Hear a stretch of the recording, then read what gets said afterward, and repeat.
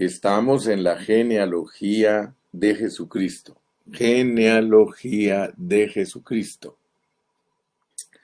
Y hay algo que me llama a mí mucho la atención y es de que cuando se habla de una genealogía, se presenta siempre con un árbol genealógico. Usted sabe que esa es la forma que presentan a los descendientes de una familia, ¿verdad? Se usa un árbol que se llama árbol genealógico. Y ahí ponen todos los nombres desde la raíz hasta las ramas y hasta el fruto. Así que hoy vamos a estar dando la segunda parte de Isaí. Isaí. Aquí en el capítulo 1 y versículo 5 dice, Booz engendró de Ruth Obed, y Obed a Isaí. Lo bonito de estos estudios que estamos desarrollando acerca de las 42 generaciones es que si nosotros aprendemos el significado de cada nombre, nosotros vamos a poder tener una didache bien desarrollada, o sea que vamos a tener una secuencia bien explicada de cómo es que nace el Señor Jesucristo. En el versículo 16, que es el versículo donde desembocan todos los nombres de Mateo 1, 1 al 17, en el 16 dice, y Jacob engendró a José, marido de María, de la cual nació Jesús, llamado el Cristo. Y esto nos debe de impresionar, porque nuestro Señor no solamente se llama Yeshua, Jesús, sino que también se llama Cristo.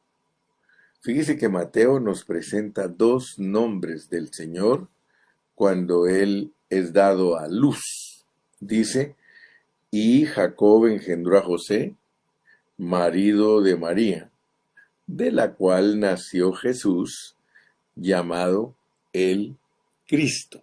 Así que aquí en Mateo nosotros tenemos dos asuntos muy importantes en la genealogía de Jesucristo, porque Él es Jesús Cristo. Jesús es su nombre humano, como decía un hermano el día sábado, hablando del hermano Jesús Gallegos, decía cuando sacó el papelito, aquí dice CHUY, porque a los Jesús les dicen Chuy. Entonces aquí nosotros tenemos que darnos cuenta que desde el principio nos dice en el capítulo 1 y versículo 1, libro de la genealogía de Jesucristo. Jesucristo, hijo de David, hijo de Abraham. Fíjate pues, esto es muy, muy importante y tú tienes que ir entendiendo los significados de todos los nombres, porque para que nazca Jesús Cristo se necesitan 42 generaciones. A todos ellos los tomó en cuenta Dios para que naciera Cristo físicamente allá en el Medio Oriente. Pero para nosotros, los cristianos del Nuevo Testamento, porque nosotros somos algo muy precioso para Dios, la iglesia es preciosa para Dios, la iglesia es una entidad, la iglesia es un organismo de esencia espiritual, o sea que en nosotros no es tan importante la descendencia física. En nosotros no se está bregando el asunto de que de nosotros van a ser Cristo físicamente. Eso ya sucedió. Eso se quedó en el Antiguo Testamento. En el Antiguo Testamento el propósito era que naciera el Señor Jesucristo de las familias que Dios tomó en cuenta para que Él naciera en Belén. Allá en el Medio Oriente nació el Señor Jesucristo, pero ahí nació físicamente. El asunto es de que en nosotros debe de nacer espiritualmente, y eso es lo que muchos cristianos desconocen totalmente. La mayoría de cristianos desconocen que Dios lo que quiere en ellos es algo espiritual. Por eso nos pone aquí a todos los que participaron para el nacimiento de Cristo, de Jesucristo físicamente. Pero a nosotros nos los pone para que entendamos que todas esas características son necesarias en nosotros para que Él sea dado a luz espiritualmente. Miren, si nosotros no damos a luz a Cristo espiritualmente, nosotros no tenemos parte en este propósito. Fíjense que he usado como base siempre Mateo 12 del 46 en adelante, porque debemos de pedirle a Dios que nos abra nuestros ojos para que la Escritura tenga su cumplimiento en nosotros. Dice, mientras él aún hablaba a la gente, he aquí su madre y sus hermanos estaban afuera y le querían hablar. Y le dijo uno, he aquí tu madre y tus hermanos están afuera y te quieren hablar. Respondiendo él al que le decía esto, dijo, ¿quién es mi madre y quiénes son mis hermanos? Fíjese pues, ¿quién es mi madre y quiénes son mis hermanos? Y extendiendo su mano hacia sus discípulos, dijo, he aquí mi madre y mis hermanos. Porque todo aquel, y te lo voy a repetir 7 veces, porque todo aquel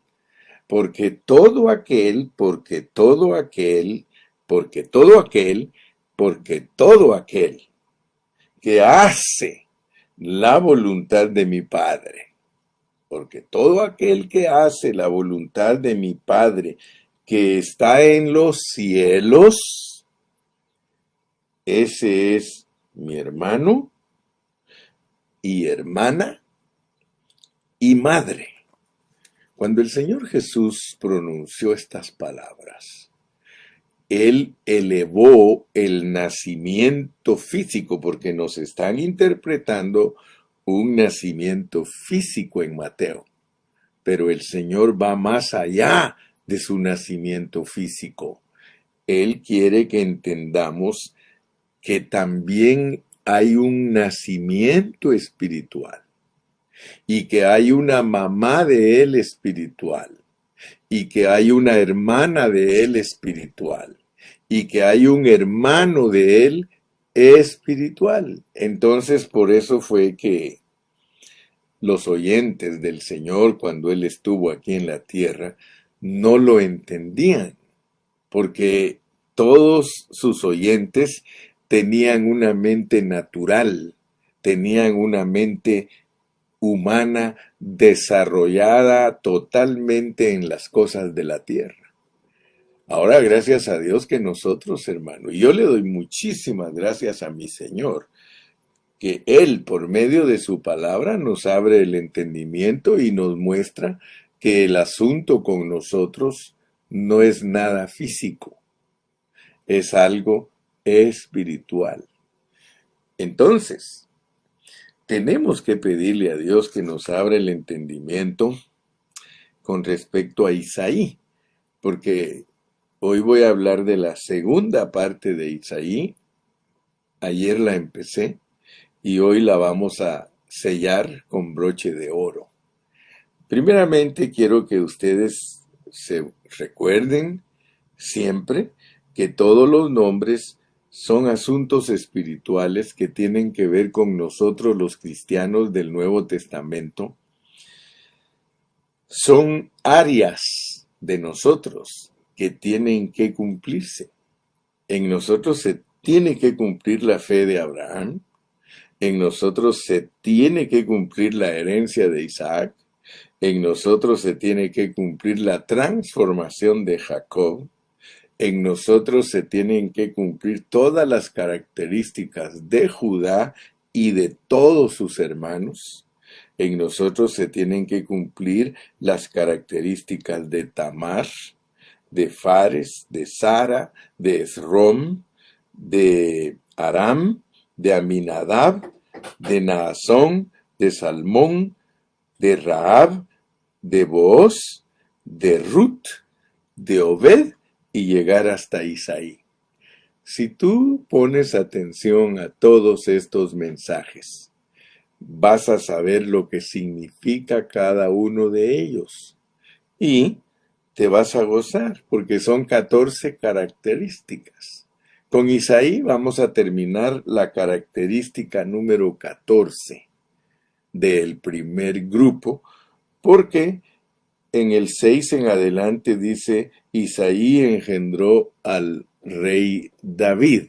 Ya allí en el próximo mensaje vamos a empezar con el rey David, pero hasta donde vamos ahorita tenemos que entender porque resulta que Isaí quiere decir Yeshua salvará. Yeshua salvará. Y solo te voy a hablar de los últimos tres, que es de Booz, de Ruth y de Obed, para entrar a Isaí. Todos nosotros sabemos que Ruth regresó a Jerusalén amargada. Ella regresó con su suegra amargada, Noemí. Noemí dijo, ya no me digan Noemí, díganme amargada, díganme Mara, díganme Marta. Y pues Ruth venía con ella, quiere decir que venían las dos en la misma condición porque Ruth se hizo uno con Noemí. Hasta le dijo, no me pidas que te deje porque no te dejaré. Tu Dios será mi Dios y tu pueblo será mi pueblo. Y qué lindo que aprendimos de Ruth, que ella estaba por el Dios de Noemí y por el pueblo de Noemí, y marcamos esa característica preciosa de Ruth, porque Ruth somos nosotros los cristianos que amamos al Dios de la iglesia y amamos a los hermanos de la iglesia. Nosotros estamos como Ruth por Dios y por los hermanos. Ahora, si queremos ser la verdadera Ruth, nosotros tenemos que tener una pasión. Nosotros tenemos que estar decididos, apasionados, entregados a Dios y a la vida de la iglesia.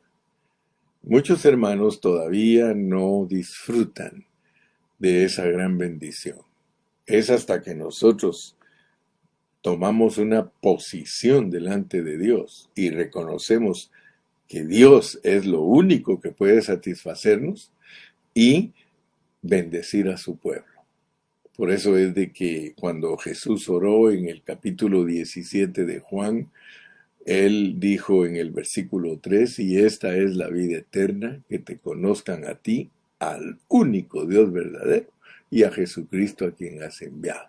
Y todos nosotros sabemos que Jesucristo incluye no solamente la cabeza, sino que también el cuerpo, por lo tanto, Cristo es la iglesia.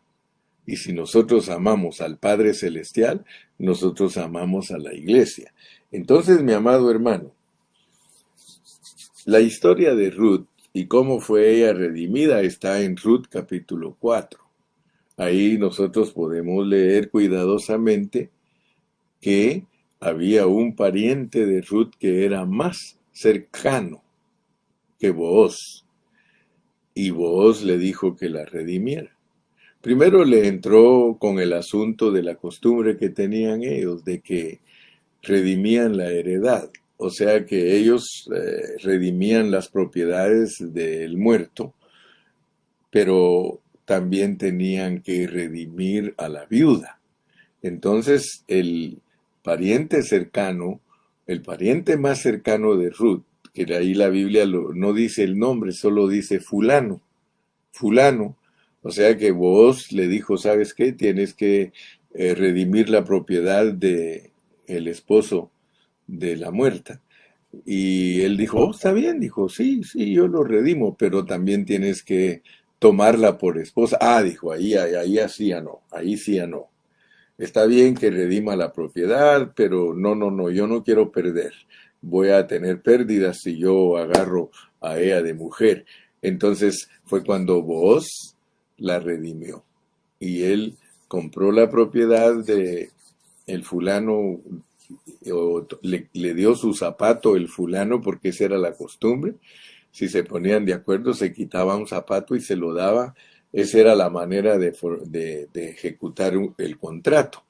Bueno, el asunto es de que Booz era riquísimo y no tuvo temor de darle sus riquezas a Ruth, lo cual significa que nosotros estamos por la vida de la iglesia, que es Ruth, y somos los Booz riquísimos que tenemos la capacidad de ayudar a todos nuestros hermanos para que salgan adelante. Esa es la redención espiritual, porque estamos hablando de una redención espiritual. Y eso hizo que de Ruth naciera Obed. Y Obed es un nombre que nos ayuda a entender, porque Obed quiere decir siervo. O sea que si usted lee la historia de Obed-Edom, la historia de Obed-Edom está en Primero de Crónicas, capítulo 26, versículos del 4 al 8. Vamos a leerlo porque es bien importante Obed. Así cerramos con broche de oro la segunda parte de Isaí, porque de un nombre nos pasamos al otro, pero tenemos que ir experimentando esas cosas. Mire lo que dice Primero de Crónicas 26 del 4 al 8. Los hijos de Obed-Edom, Semaías el primogénito, Josabad el segundo, Joá el tercero, el cuarto Sacar, el quinto Natanael, el sexto Amiel, el séptimo Isacar, el octavo Peultai, porque Dios había bendecido a Obed-Edom. También de Semaías su hijo nacieron hijos que fueron señores sobre la casa de sus padres, porque eran varones valerosos y esforzados. Los hijos de Semaías, Otni, Rafael, Obed, Elzabad y sus hermanos, hombres esforzados, asimismo Eliú y Samaquías.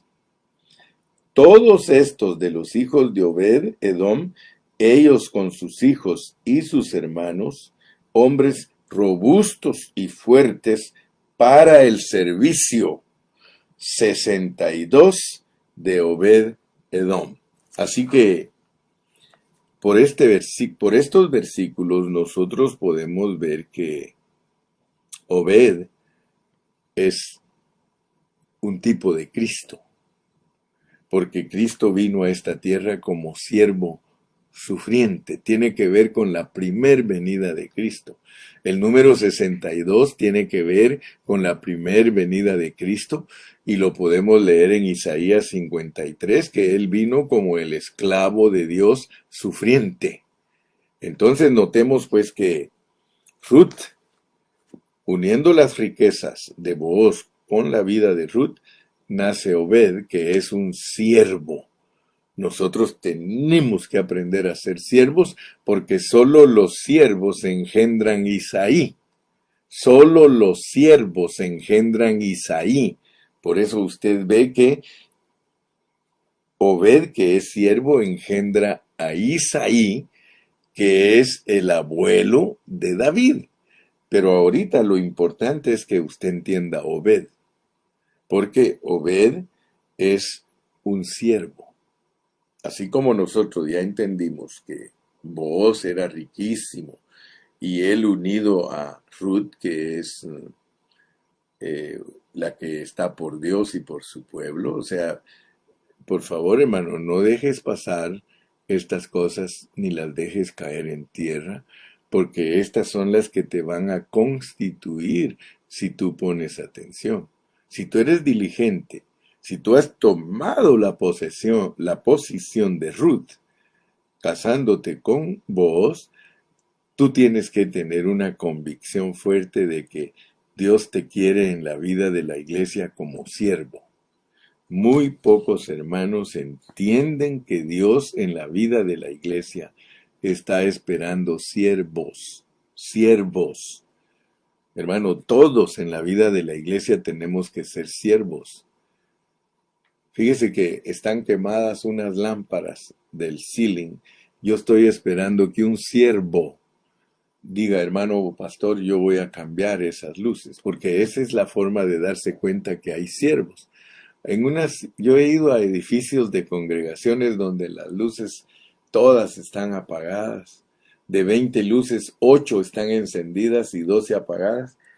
Y me da tristeza porque los he visitado a veces por 3, 4, 5 años y esas luces no hay ni un siervo que tome una escalera y que vaya y que las cambie.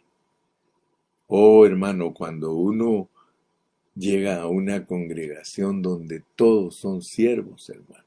Y yo he ido a congregaciones, quiero que lo sepa, hermano, donde todos son siervos. Las hermanas se ocupan en hacer la comida, los varones siempre están limpiando, los varones siempre están sirviendo, los jóvenes están sirviendo. Mire, los únicos que no he visto yo servir es a los niños, pero ellos no hay problema porque a ellos los tenemos que cuidar nosotros. Pero cuando hay iglesias, hermano, donde todos son siervos, no son hermanos que se sientan a comer y están ahí esperando que les recojan los platos, hermano. Yo miro que hay unos hermanos que tienen ese espíritu de siervo. Terminan de comer y le recogen sus platos a los otros 8 o 10 que están alrededor de ellos. Eso es servicio, hermano. No como una vez yo estaba ahí en una reunión y al hermano que estaba ahí sentado comiendo se sirvió 2 veces y luego le tuvieron que decir, hey, fulano, trabaja, recoge platos, haz esto, haz aquello. Hermano, y aunque usted no lo crea, pero la Biblia registra que aún los que sirven la comida tienen que ser personas llenas del Espíritu Santo.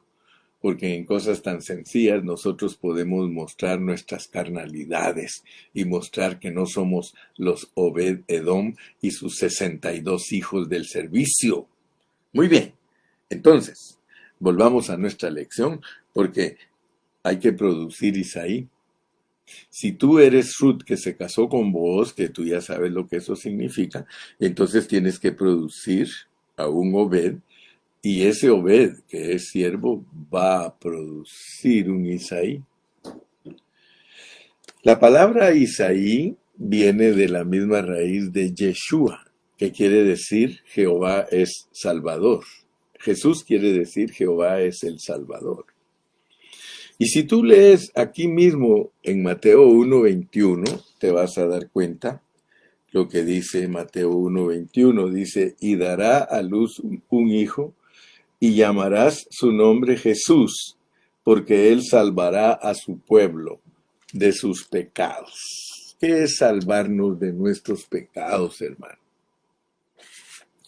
¿Te has preguntado tú cómo es que Jesús te ha salvado de tus pecados? Analiza la frase. Él salvará a su pueblo de sus pecados, porque nosotros hablamos de salvación, ¿verdad? Soy salvo de no ir al lago de fuego. Soy salvo de la condenación. Pero ¿qué es ser salvos de nuestros pecados? ¿Qué es salvarse? ¿Qué es salvarse, hermano? Salvarse es liberarse. El Señor vino para liberarnos de nuestros pecados. Nosotros estábamos presos en nuestros delitos y pecados. Y Él vino a salvarnos de nuestros pecados. La pregunta mía en esta mañana para ti es, ¿disfrutas tú de la salvación de tus pecados? Porque esa palabra salvación a veces la tenemos tan viciada y tan quemada que nosotros no sabemos lo que significa. Soy salvo, soy salvo. Pero ¿te has puesto a pensar cuán profunda es esa expresión? Fíjate que el Señor ha venido a salvarnos de muchas cosas, hasta de nosotros mismos tenemos que ser salvos, porque Él salvará a su pueblo de sus pecados. Eso es profundo, porque yo te podría decir que Jesús vino para perdonar tus pecados, pero para salvarte de tus pecados. Leámoslo otra vez. Dice, y dará a luz un hijo, y llamarás su nombre Jesús, porque él salvará a su pueblo de sus pecados. Y fíjate, para entender un texto hay que leer el contexto. Dice, todo esto aconteció para que se cumpliese lo dicho por el Señor por medio del profeta cuando dijo, he aquí una virgen concebirá y dará a luz un hijo, y llamarás su nombre Emmanuel, que traducido es Dios con nosotros. Ahora pues entiende que el contexto bien aplicado, que Dios te salve a ti de tus pecados, o para que Dios te salve a ti de tus pecados, Dios tiene que estar contigo. Emmanuel, Dios con nosotros.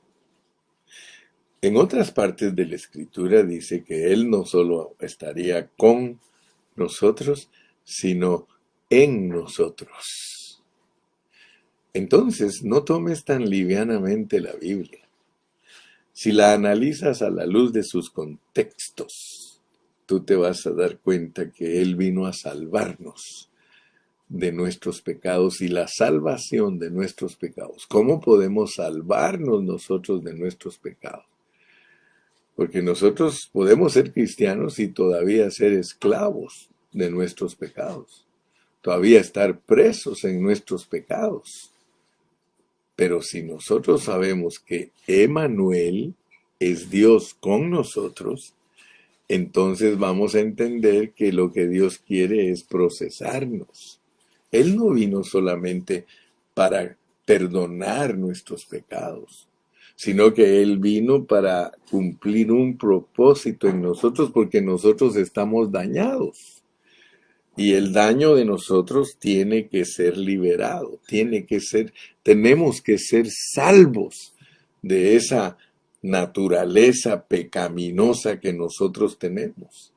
Porque una cosa es ser perdonados y otra cosa es ser liberados de ese veneno que nosotros traemos en nuestra humanidad.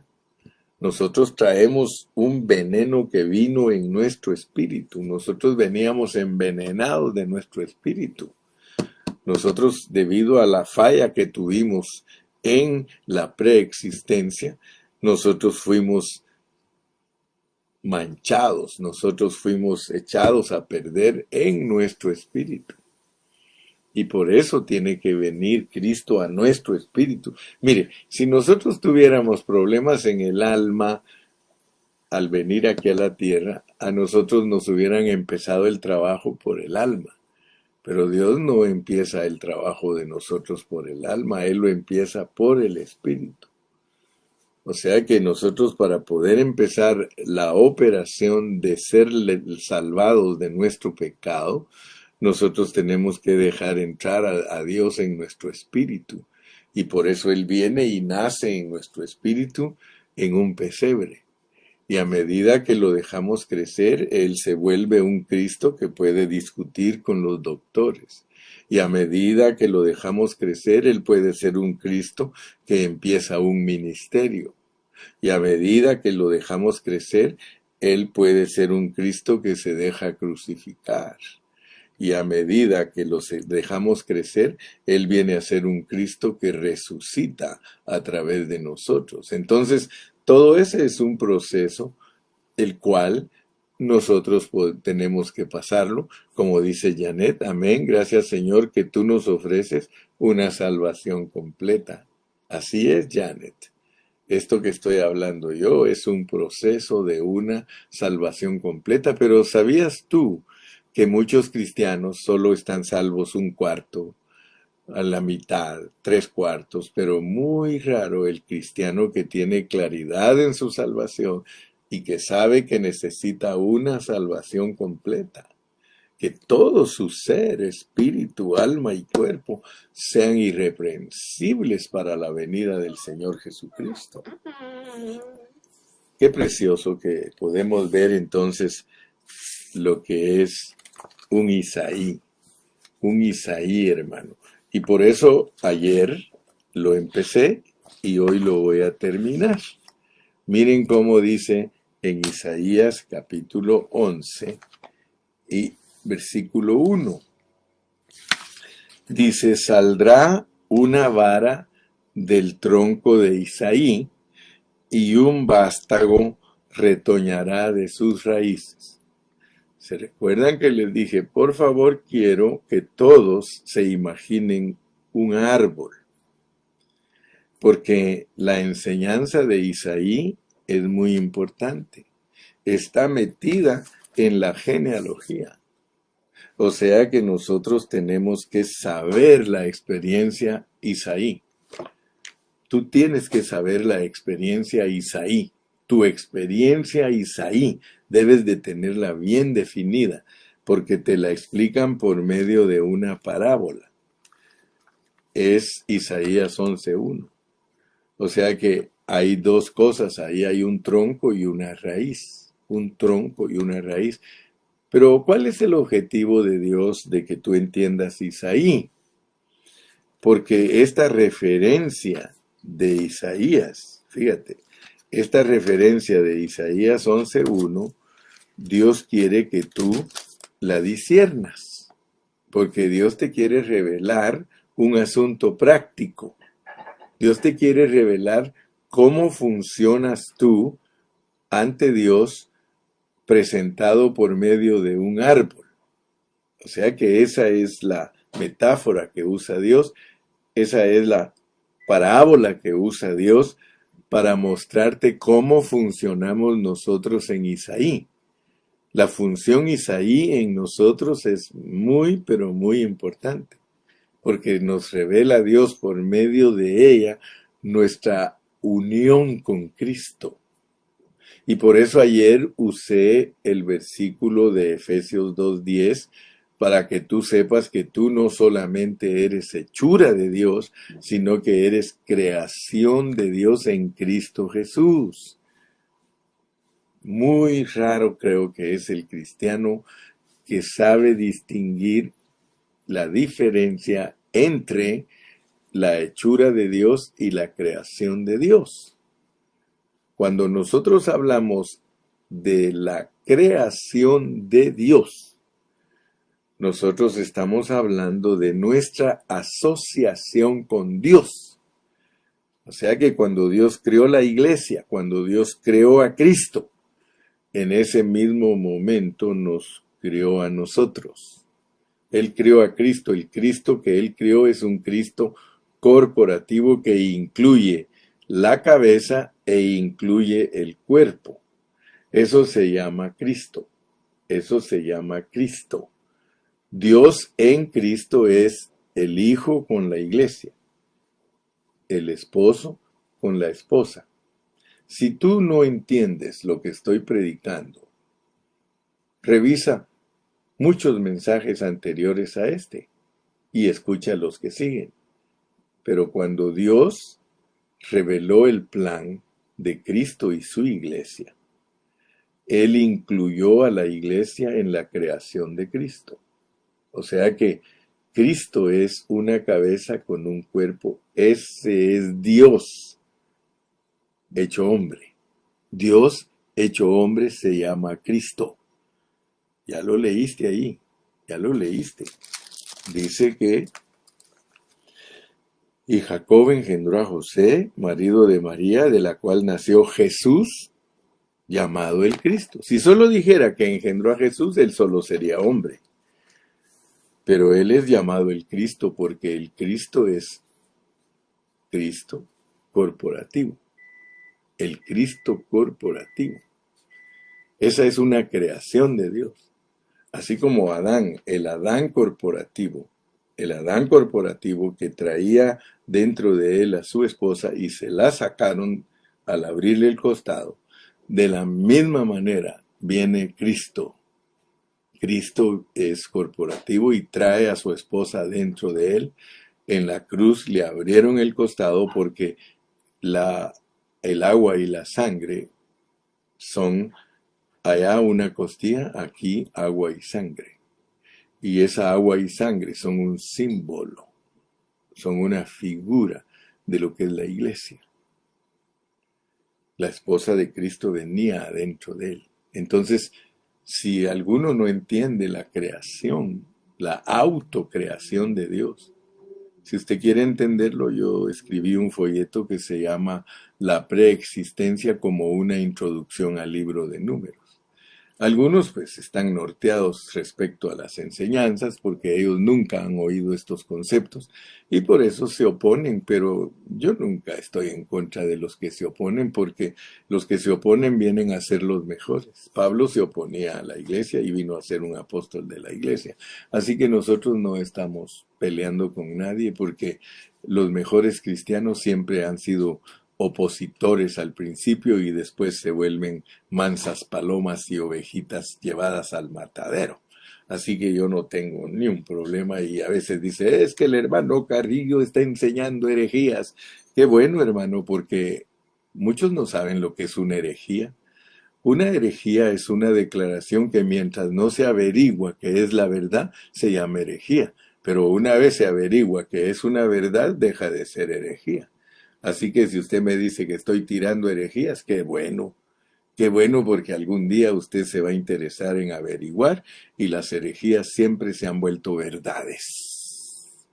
Lea la historia y se va a dar cuenta que a todos los cristianos genuinos los quemaron porque decían que eran herejes y los herejes eran los que los quemaron.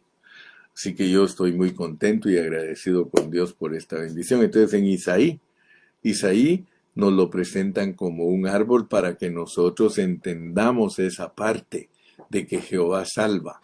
Jehová salva. Acuérdate siempre, Jehová salva, eso quiere decir Isaí, y te lo ilustran con un árbol. Mira cómo salva a Dios, pues, porque con eso quiero terminar. Mira cómo salva a Dios. Para entender la salvación de nuestros pecados, nosotros tenemos que entender ese árbol, ese árbol. La raíz de ese árbol es Cristo. El tronco de ese árbol es Cristo. Las ramas de ese árbol son Cristo. El fruto de ese árbol es Cristo. Ahora, ¿por qué incluyen a Isaí? ¿Por qué si Cristo es ese árbol? Porque él mismo dijo, yo soy la vid verdadera. O sea que el árbol es Cristo. Tú sabes que todo en la Biblia es Cristo. Si estudias todos los libros de la Biblia, vas a encontrar que si hay un clavito, ese clavito representa un aspecto de Cristo. Si hay una cortina, esa cortina representa un aspecto de Cristo. Si hay una cabra, esa cabra representa un aspecto de Cristo. Sí, si hay un cordero, ese cordero representa un aspecto de Cristo. Todo en la Biblia. En los 66 libros, si quieres revelación, tienes que ver a Cristo en todos sus aspectos. Y entonces hablaremos. Entonces podemos conversar. Y como dijo aquel mi amigo cuando yo era joven, ahora sí baila mija con el Señor, ¿verdad? Porque es hasta que nos vamos entendiendo que podemos discernir toda esta sabiduría que está escondida en la palabra de Dios. Entonces, mi amado hermano, entienda pues que un Isaí es un árbol. Un Isaí, hermano, es el que entiende cómo es su unión con Dios. Porque dice la raíz, mire cómo dice, saldrá una vara del tronco de Isaí, y un vástago retoñará de sus raíces. Entonces, la raíz de Isaí es Cristo. El tronco de Isaí es Cristo. Pero las ramas, aunque son Cristo, porque es Cristo en nosotros la esperanza de gloria, porque la rica savia del árbol es la vida de Dios, pero nosotros nacemos ahí en ese árbol como ramas. Y esas ramas reciben la vida de la raíz, la vida del tronco, las ramas reciben la misma savia y producen fruto, y el fruto es Cristo. Porque lo que se está tratando de expresar aquí en todo esto es Cristo. Fíjese que nosotros somos parte del árbol, pero en Cristo. Todo es Cristo, la raíz es Cristo, el tronco es Cristo, las ramas son Cristo, el fruto es Cristo, pero nos da participación a nosotros. Si no, no estuviera aquí Isaí, hermano. Si no, Isaí no fuera el producto de Obed, el producto del siervo es Isaí. Y cuando nosotros alcanzamos todas estas características del capítulo 1:1 hasta el versículo 5 final, nosotros tenemos todas esas características de esos hombres de Dios, segurísimo que Cristo va a nacer de nosotros espiritualmente. Dígame, hermano, dígame si no es cierto. ¿Quién no va a ver a Cristo formado en él si estas 14 generaciones del capítulo 1:1 al 5 no se desarrollan en nosotros? Entonces ya viste pues, y ya tienes la revelación de lo que es Dios en nosotros. Es como un árbol. Imposible que Dios esté en nosotros si cortan las ramas. Cortados de ese árbol nosotros somos cero, no valemos nada, hermano. Cortado el fruto de esas ramas no somos nada. Cristo es la raíz, Cristo es el tronco, Cristo es las ramas, Cristo es el fruto, y ahí está incluido Isaí. Por eso es que dice, y saldrá una vara del tronco de Isaí. ¿Quién es el tronco de Isaí? Jesús, Cristo. ¿Quién es la raíz de Isaí? Jesús, Cristo. ¿Quién es la rama para Isaí? Jesucristo. ¿Quién es el fruto para Isaí? Jesucristo. Pero estamos incluidos, hermano, porque ¿cómo puede ser la raíz de ese árbol la raíz de Isaí? ¿Cómo puede ser el tronco de Isaí? Solamente cuando estamos asociados con Él, cuando nos hemos hecho uno con Él. Que Dios te bendiga, que Dios te guarde y te deseo un feliz feriado. Disfrútate este feriado, ahí estás con tu familia. Mire, hoy muchos yo creo que amanecieron crudos porque ni se conectaron, porque hoy todos están de feriado. Mire, aquí te deberíamos de tener unos 500 hermanos, 600 viendo este programa. Apenas tenemos 50 viewers y 33 que compartieron. Ni siquiera han despertado los 48 para poder compartir su página. Bueno, que Dios me los bendiga a todos, que Dios me los guarde y hasta la próxima. Hasta la próxima. Que Dios los guarde. Mañana, si Dios nos da vida, comenzamos con el rey David. Mañana empezamos a hablar de los reyes. Oh, los reyes tienen que ver con reinar con Cristo, hermano. Después de las 14 generaciones con las características del Señor, vamos a empezar a disfrutar lo que es ser un vencedor para el reino. Dios lo bendiga, Dios lo guarde. Hasta la próxima.